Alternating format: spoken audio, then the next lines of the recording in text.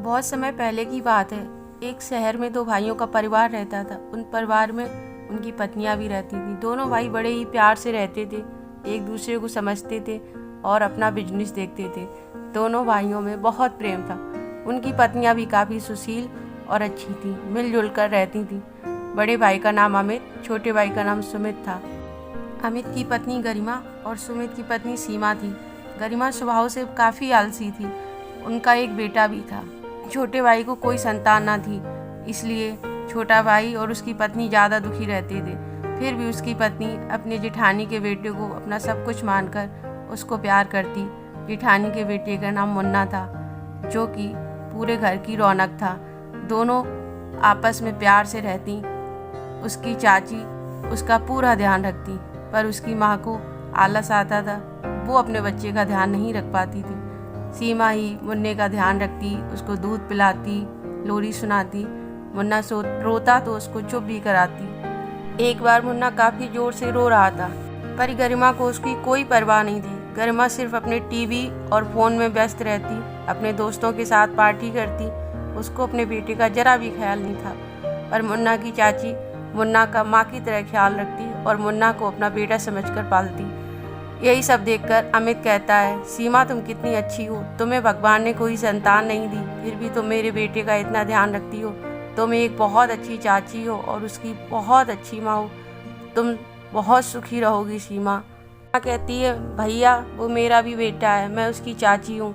और इतना कहकर चली जाती है और मुन्ने को सुलाती है। अमित ये सब देखकर सोचता है, काश गरिमा के अंदर भी ऐसे होता तो अपने बेटे को वो देखती।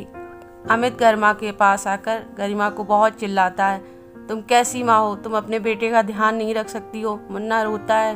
कुछ देर सुनने के बाद गरिमा रोने लगती है और बहुत ज़ोर से उदास हो जाती है।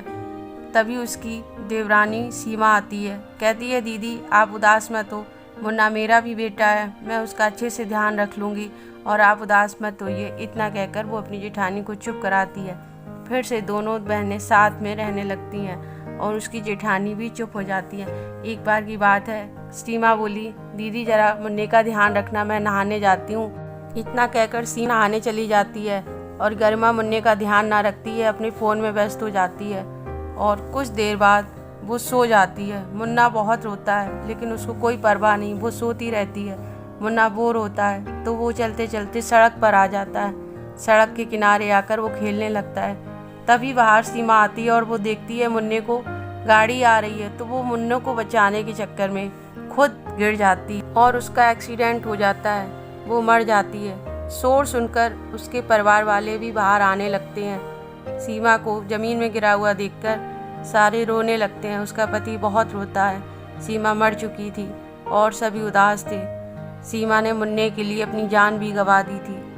अब अमित गरिमा से कहता है, गरिमा अब सीमा नहीं रही, तुम्हें ही मुन्ने का ध्यान रखना होगा और तुम उसको माँ का प्यार दो, उसको चाची की कमी महसूस मत होने देना। मुन्ना चाची को ही सब कुछ मानता था, उसी को समझता था। सीमा के जाने के बाद मुन्ना बहुत रोता, बहुत उदास होता, सोता भी नहीं। ये सब देखकर अमित बहुत परेशान था, लेकिन गरिमा को कोई परवाह नहीं थी। वो तो बिल्कुल पहले जैसी थी, उसके स्वभाव में जरा भी नहीं अंतर आया। अभी वहाँ सीमा आती है, जो कि एक चुड़ैल बन चुकी थी। वो गरिमा को सोता हुआ देखकर उसे उल्टा कर देती है और सोचती है, दीदी अभी भी नहीं सुधरी, ये मुन्ने का अभी भी ध्यान नहीं रखती, इनका तो कुछ करना पड़ेगा। तभी गरिमा उठ जाती है और चुड़ैल को सामने देख डर जाती है और पूछती है, तुम कौन हो? तब सीमा कहती हूँ, मैं हूँ दीदी सीमा, तुम्हारी देवरानी, मैं अपने मुन्ने को देखने आई थी। तभी गरिमा रोने लगती है, सीमा मुझसे बहुत गलती होगी, मैंने मुन्ने का ध्यान नहीं रखा, तुम एक बहुत अच्छी माँ थी, तुमने मुन्ने के लिए अपनी जान गंवा दी। तभी अमित भी आ जाता है। वो भी सीमा से कहता है, सीमा तुम बहुत अच्छी थी, तुमने जो मुन्ने के लिए अब किया वो कोई नहीं कर सकता।